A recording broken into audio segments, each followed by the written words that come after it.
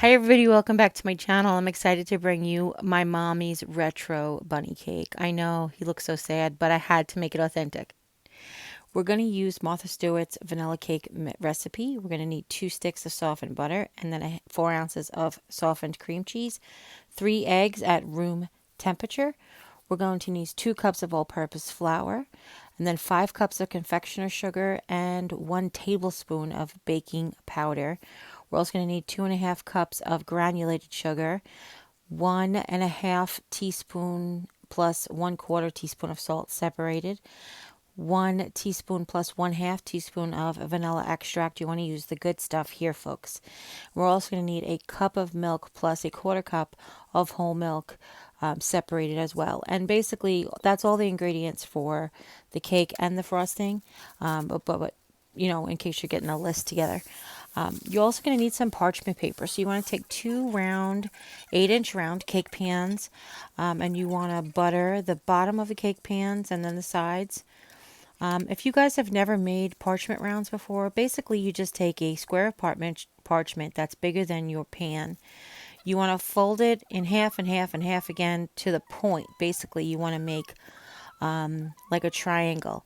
And then you want to measure it against the bottom of your pan, approximately, and then cut it down. I like to always cut it a little bit bigger and then test it. I know it takes a lot of extra effort, but I hate having it too small. So now what you need to do is you need to butter the bottom of your pan now that you've tested out your parchments. And actually somebody, I don't remember exactly who, but somebody crinkles up their parchment when they're putting it in the pie, like, you know, their pie pans or whatever. And I just always do it in my cake pans too. I don't know why. But this is just a rubber spoon. This is 4 times speed, guys, because there's a lot of work going into this, but it's quick. So you're going to use a rubber spatula I use to grease the bottom of and the sides of the pan. You can also use a napkin or paper towel. We've done that lots before too. Then you want to lay down your parchment and you want to grease the top of your parchment as well. Okay? Now, this is a very butter-rich recipe. This is not low calorie. This is Martha Stewart's, one of her, it's their simple yellow cake recipe, I think is what it is. So she gets all the credit. I'm just teaching you guys the way I'm doing it. And then we're going to decorate it like my mom's cake. Yeah, my mom only ever scratched the box open. I'm just saying. I loved her. She was very crafty, make something out of nothing, but, you know, oh, God bless her soul. She was the sweetest. So basically, we're going to separate our dry ingredients we want to mix together first, right? It's 2 cups of all-purpose flour, 1 tablespoon of baking powder. It may seem like a lot, but not too bad. And then a 1/2 teaspoon of salt. And then you want to whisk them together and set them off to the side. And now in the bowl of a stand mixer, we're going to cream our butter together. This is 1 stick of softened, unsalted butter. I've had it at room temperature for quite a while. And we're going to mix it with 1.5 cups of sugar. And we're going to beat them until light and fluffy. When you can always beat butter without adding sugar, but the sugar does act like an abrasive. It does actually breaks down the proteins in the butter a little bit better. So if you are going to make a recipe with sugar, you go ahead and you mix them together. There's a reason we do everything, right? Okay.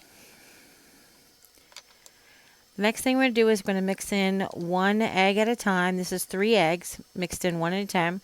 I always crack them into a separate bowl to make sure that they're not bad, and then it helps get them into the thing. You don't have to worry about shells or anything. All right, and we add our vanilla as well. And now we're slowly going to add our dry ingredients. Put your mixer on slow, on stir, and then once you get it incorporated, then you're going to go ahead and slowly add your milk. And then once you get, and then now your vanilla, I'm sorry.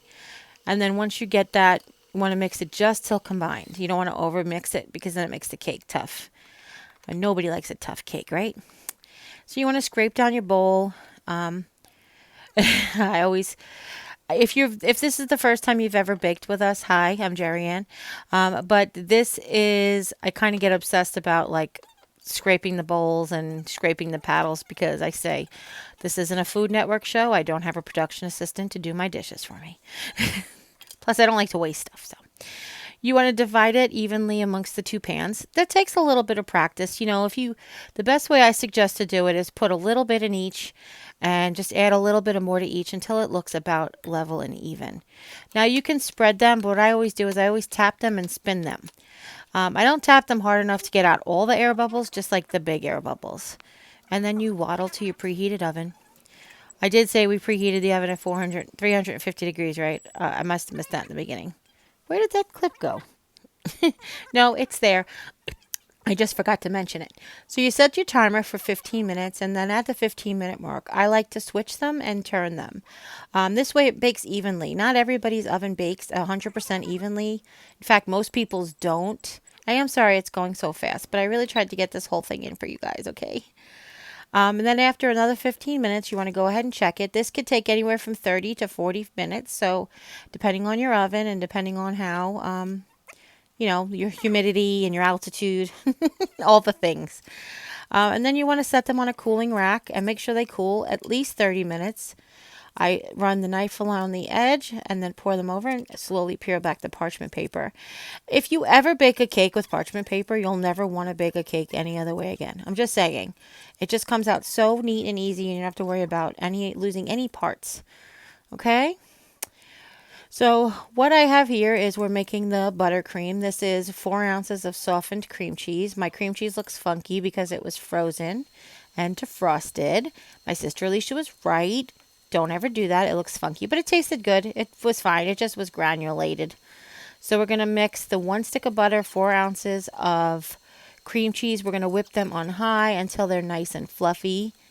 And then we're going to slowly add in the 5 cups of confectioner sugar, 1 cup at a time. The reason you do this is because, again, not everybody's... My cream cheese was very moist. Not everybody's cream cheese will be moist. You may not need the entire 5 cups of confectioner sugar. So that's why we added a little bit at a time. All right, you guys have had frosting before, right? I'm kidding. But with buttercream, it's sort of like the consistency that you want, how well your mixer goes, all of these things that make a difference. So I have the paddle attachment. My paddle attachment has the rubber scraper on it. If you don't, you want to make sure you scrape down your bowls as you go. Okay? And I'm using the scoop and level technique in all my baking. I don't know why. Nobody ever taught us why. I think it's just that's the way when they create a recipe in cookbook countries, they go ahead, cookbook countries. That's the technique they use. So I figure if everybody uses that technique, it'll be all right. I don't know. So you're going to use that 1/4 teaspoon of salt and your 1/2 teaspoon of vanilla. You can always add more vanilla. I actually ended up adding more vanilla in a little bit. I added a little bit of vanilla and a little bit more salt. But again, that's to taste. Now, I will tell you that I should have added more powdered sugar because my cream cheese was kind of runny. And I added that whole 1/4 cup of milk, and I should not have added that whole 1/4 cup of milk. So the way I was always taught to make frosting, buttercream frosting before Martha's little recipe here, was always to add milk as needed to thin it out to make it creamier. I did not really need to add the whole 1/4 cup, but her recipe called for it, so I did it. And then I ended up regretting it later because it really was way too soft. It really wasn't as thick as I wanted it to be. So my suggestion to you, and the way I'm going to teach you to do it, is if you when you're done, you slowly add in your milk. I would do a tablespoon at a time to see if you need all 4 tablespoons, okay? 1/4 cup is 4 tablespoons. I just assumed everybody knew that, sorry. So you can see it's kind of runny, it's kind of watery. It tasted okay. Again, I added an extra sprinkle of salt and another dash of vanilla. I felt like it just needed that little something. So taste as you go, as obviously you always want to do when you're cooking and baking, right? And then I just put it on there for a few more minutes and whipped it up. Now you want to whip it for at least 3 minutes. That was what the recipe called for. So now that I have the flavor that I want, I'm going to go for the consistency that I want. And I'm going to put the balloon whisk back on, scrape down my bowl, and then I'm going to really whisk it up for like about 3 minutes. All right. Well, apparently I did that already. Now I'm just cleaning off my machine. I always clean off my machine between the cake and the cake mix, and then because I don't want to have any cross contamination. All right. So now I'm just lining wax paper on the bottom of my pan. Now I did foobar. It wasn't beyond all recognition, but I did mess up. I needed to use much smaller pieces of wax paper there. Because we're putting this bunny together, Mom never used wax paper to decorate it. She covered the pan, the cardboard. She took a cardboard box, covered it in aluminum foil, and put the bunny down on it, and that was it. And he was messy, and that's okay. But here's what's different about my bunny. Nobody in my family likes coconut except me. And I know I cannot eat this whole cake by myself, so if I put coconut on it, I'll have to throw it in the garbage. So here's the thing. She never worried about getting frosting around the cake, because what she did was she basically you take white coconut, sweetened or unsweetened. Of course, everybody likes sweetened better. We put it in a Ziploc bag, add 5 or 6 drops of green food coloring and mix it up until you get the green, and keep adding food coloring until you get the green you like. And you've basically just made grass. Okay? Nobody here eats coconut, so that's why I have to put down the parchment paper, because I'm not going to be having grass. Okay? That's all that to lead to this. Okay, so now here's what you missed. I took a piece of paper. This is a 8-inch cake pan. I took a piece of paper at a 5.5-inch square, and I put it in the middle of the first cake, and then I cut all of the rounds off and made a square. The square will be his body, and the rounds, the two rounds, 4 rounds will be his 2 ears. 2 halves per ear. Then I took the next cake, and I cut a smaller circle out of it. I just used the bowl as measurement. I took the inner circle, becomes his head, and the outer circle gets cut in 2 pieces. 4 pieces, in 2 pieces, not into 2 pieces, into 4 pieces, and they become his arms and his legs. Yes, this bunny is got a very weird stance. He always has. Ask my sisters. I swear I'm going to get 27 comments and 47 phone calls about how much this bunny looks exactly like the way my mother used to make it. I never worked in a bakery, but I have done cakes that I've sold, so I guess that makes you a professional if you sold cakes before. So I do have real cake decorating techniques, but I'm not using any of them here at all. This has to be just the way Katie used to do it, except I'm not using a box mix or a can of frosting. Okay, we're just making those ingredients our own. So what I'm putting on is like a crumb coat. And I wasn't going to put a crumb coat because Katie never put a crumb coat. However, I did tell you guys that there's a little bit too wet. This frosting is a little bit too soft. My kitchen got very warm. So I decided to start to frost it and realized it was a little bit too warm. So I put a crumb coat on the entire layer, the entire bunny, excuse me. Crumb coats are really good because they seal in all of the cut edges and basically seal in all the crumbs.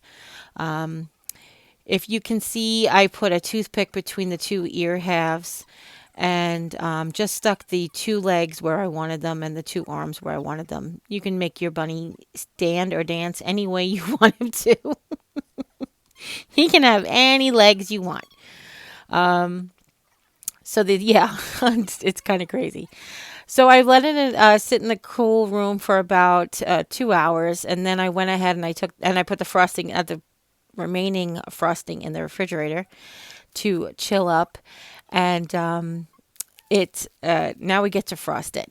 Now it's funny because there's 2 techniques. You can either smooth it out real nice, put a lot of frosting over the top, and let it run down the sides, and then you can smooth out the sides.